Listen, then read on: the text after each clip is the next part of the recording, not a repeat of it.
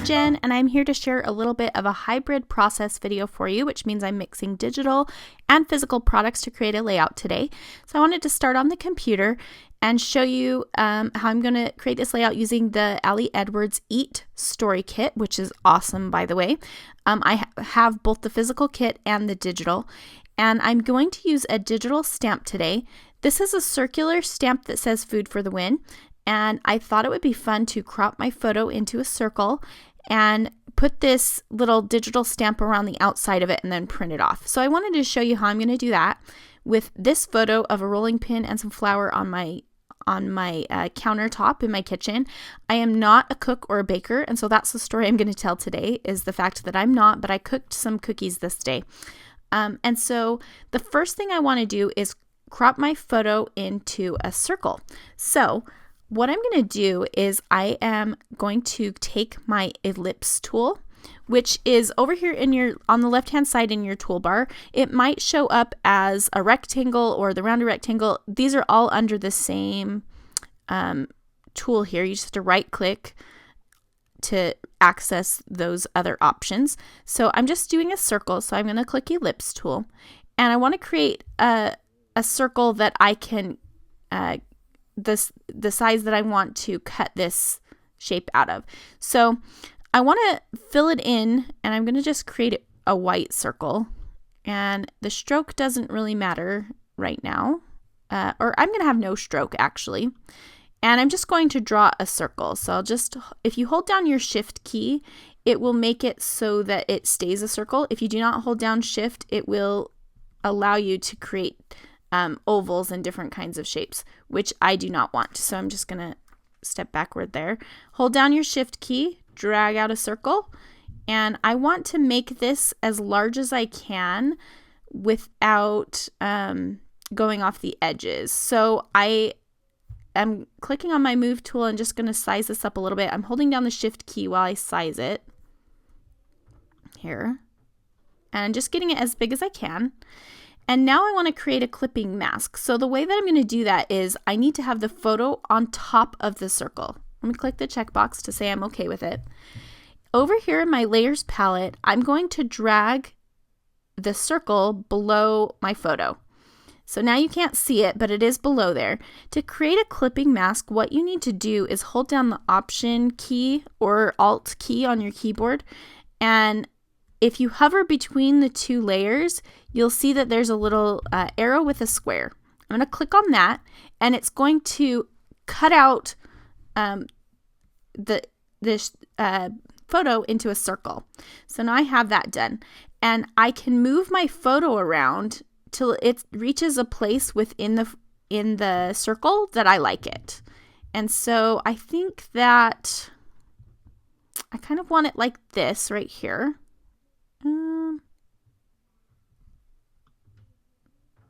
Yeah, like that. Okay, so now what I want to do is place my Food for the Win stamp on top of it. Now I don't want it to be black. I think that will be too heavy of a contrast, but I want it to be white. So I'm going to change the color of this to white, and the way that I'm going to do that is by making sure I have white selected over here in my foreground colors. I clicked on it, so that brought the colors up. I just want white though, and it's already white, so that's great. And I'm going to go to Edit, Fill. Make sure foreground color is chosen here unless you want it in the background color, which would be this light blue color, but I want foreground color. And make sure you click Preserve Transparency and hit OK. And now you can see it's been converted to white. I want to crop my photo down. I am going to have it be 5 by 5, around like a 5-inch circle when I'm done. So I think I want to crop this first so that I get it down to the size that I want it, so I don't have to resize this this digital stamp as large. So let me go to the crop tool, and I'm going to move this so that it fits within that circle. Now I've already got 5 inches by 5 inches and 300 pixels per inch up here in my width, height, and resolution at the top. So I'm going to click on the checkbox and say that's okay. So you can see it made it a little bit smaller. Now I'll go ahead and drag this digital stamp on top. Oops, if I can grab it. There we go. All right, and now you can see I won't have to size it up as much, so I'm not going to lose the quality of that stamp. So let me just, I'm trying to get it as big as I can without going off the edges. And I want to make sure it's centered as well. So I'm going to make that just a little bit larger. Sorry if you can hear that banging upstairs. My daughter and my niece are here playing. Okay, I'm going to click the checkbox. Now, what I want to do and what I think would be cool is to erase the parts of the words that are behind the rolling pin. So the rolling pin stays on top of the words. And because the phrase repeats twice, you'll still know what it says without having the entire word there. But I want it to start, the word food will be cut off, and I want that to be one of the words that you really see because that's important to the phrase, and that's the first word that you're going to see. And so I'm going to rotate this so that the word food is pretty visible. Now there are asterisks on here. I'm not too worried about the asterisk being in a certain spot. That doesn't bother me. But I want to make sure that when I rotate this, that a whole word isn't getting cut off behind that rolling pin. So I'm just being aware of that. I'm going to enlarge this a little so I can see what I'm doing. And I'm going to keep rotating until I get to a spot where I think it will work. Let's see. Maybe I want it so the asterisks are right on top and bottom.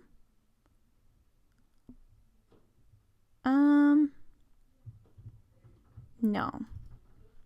Okay. I think something like this is going to work for me. So I'm going to click the checkbox. Now let me show you how I'm going to make this look like that rolling pin isn't, that it's popping above these words. So I'm going to go over to the left again to my eraser tool. And I'm just going to zoom in on my photo here so that I can see a little bit better the lines. And I'm just going to erase those words. And I'm just going right up to the edge of the rolling pin so that it looks like it's kind of peeking out from behind it. And I'm just doing the best that I can. It doesn't matter if it's perfect, but I want the line of the rolling pin to be visible there. And I'll cut off a little bit of the E, and you can make the eraser tool smaller if you want, or you can make it into a square, whatever works for you. That wasn't very great. Let's see. I'm going to make it just a little bit smaller. Okay, let's see. I'm just going to go on that line. In the end, when this prints out, you won't be able to super tell. So I'm not too worried about it, again, being perfect. I just want it to be pretty good. So just going and erasing. Let's see, that got a little too close. And so I can just do Command Z on my keyboard, undo if it's not quite good enough. Just getting as close as I can there. I think that's pretty good. Now let me come up here and I'm going to do a little part of this F. Let's see, that one's going to be a little trickier. There we go.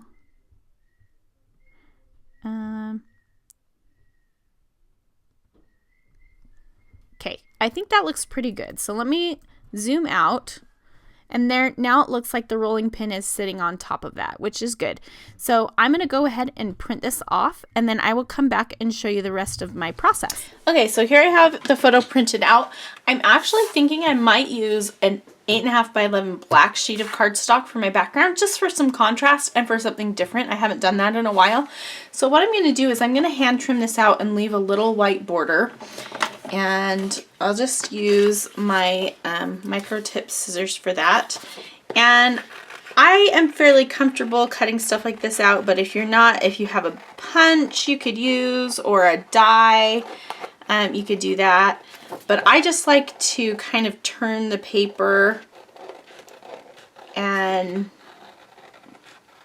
I don't care if it's exactly perfect, so it'll work for me. And I'm going to use the digital or the physical kit to add in some other circles. So this layout is just going to be full of circles. So there's my photo.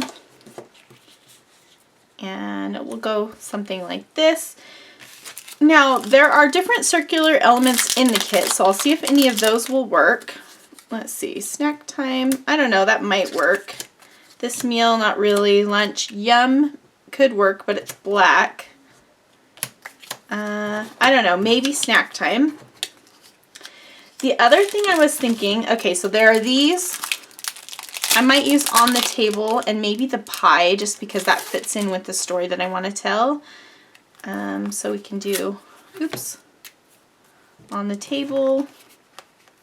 We'll see about the pie. I'm not sure on that yet. I do want to use the story, and I think I'm going to just write my journaling on this, but I want to cut it into a circle, so I think I'm going to use a die to cut that out into a circle because I don't have a punch that would be the right size, I don't think. And so this will be right on the edge. All right, it did cut off the T a little bit. I think it will still be okay. If I was worried about it, I could go to my digital kit and print it, but I'm not going to. So I'm going to look through some of these other pieces and see if there's anything else that I want to cut out, and I will come back and show you how this is going to all come together. Okay, so I've decided against the black. It felt a little too harsh, and I tried it on the white, but it felt a little too stark. So I think I'm going to go with a patterned paper, and I'm using this one from the Crepe Paper Maggie Holmes Chasing Dreams collection. That's her newest collection. And I'm going to go ahead and cut it down to 8.5 by 11. And I'm going to layer up these circles. So it'll be kind of a teal, yellow, and black and white layout. I went ahead and added my journaling to this card right here. It's a little bit tight, but I'm just going to go with it. I'm not going to care too much. Sometimes I care, and sometimes I'm just like, whatever. Today's one of the whatever kind of days. Okay, so I'm going to have my photo towards the top with maybe this one. This is one that I just punched from one of the journaling cards. This one here. So I like using them that way. And I will layer, so I'm going to layer up 2 circles together on each one. So I had thought I was going to put this, maybe I will still, down here. And then this one I was going to have go off of the bottom, so on the table will be cut off. And snack time right here. And I think I'm going to move everything down a bit, and what I'll do, because it feels very spread apart, at the top I can place something right here, maybe some sort of text pattern print, because I love text, and something simple at the top would be nice. I think that will work, and maybe I'll use a bit of washi. I'm going to cut off the little part with the tape, but I think I'll use some washi between this and the pattern paper, just so that there's kind of a dividing line. Let's see, 8.5. There we go. So that will go at the top. Or I could punch that into a notebook edge, which I also like doing. I think I'll do that. Sorry, I'm having like a hard time making decisions. Okay, so let's go ahead and punch this. This is my favorite notebook edge punch. And I think what I might do is stitch there, and maybe I'll stitch on this as well, and maybe on this. So I'll stitch in a few different places. I'll do that off camera. So I'm going to go ahead and get these glued down, and then get the different bits that I want stitched down, and I'll come back and show you how I'm going to finish it off. Okay, so I went ahead and stitched a line right here above the little punched edge of my paper, and I'm going to kind of ruffle that up a little bit. And then I stitched a line across the middle of the photo, which is hard to see, but In real life, it just gives a subtle detail. I stitched a line right here across the story and one here across stat time. It's not perfect. I went ahead and cut the edge off of that piece that's going off the bottom. And now I'm just going to finish up with some, I think some word strips. I have these that are from the Allie Edwards shop. I'll link to them in the video description as well as over on my blog. But I thought it would be nice to add in some little bits and pieces here. Okay. So that's good. And now I'm thinking that I just want a little something more, maybe some sequins that I can sprinkle somewhere. Okay, so I thought maybe some sequins, but I remembered that I had these stars from the story kit. And so even though the yellow is a little bit different, I think it will still work. So I'm going to sprinkle some of these stars around and just put a few here and there. I just feel like something needs to go here. And I don't know what it is, so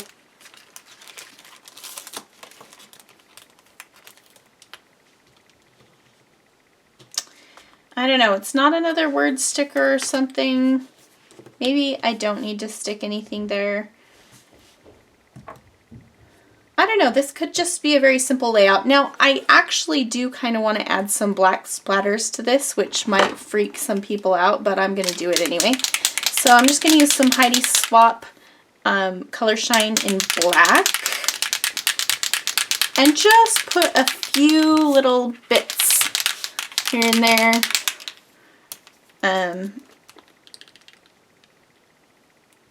Just a little bit. Oops, well, it's getting everywhere, so maybe it's going to be a little bit more than a little bit. It's okay.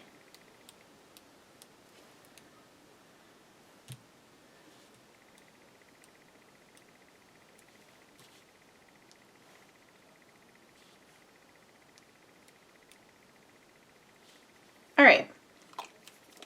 I think that's going to finish this off. I need to do a date, so maybe that's what I can stamp right here. I'm going to, it was this month, so I'm just going to stamp the month and the year.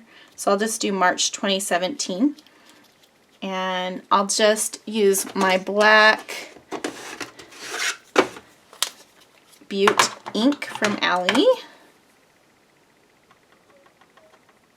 And stamp the date right here. There we go. There, that kind of fills in that space that I was worried about. So that's going to finish this one off. I hope that you'll find some stories to tell about your food this month. And I have lots more ideas for using these supplies, but mostly in my project life, so you can watch for that in upcoming videos about my project life. Thanks so much for watching, and we'll see you again soon.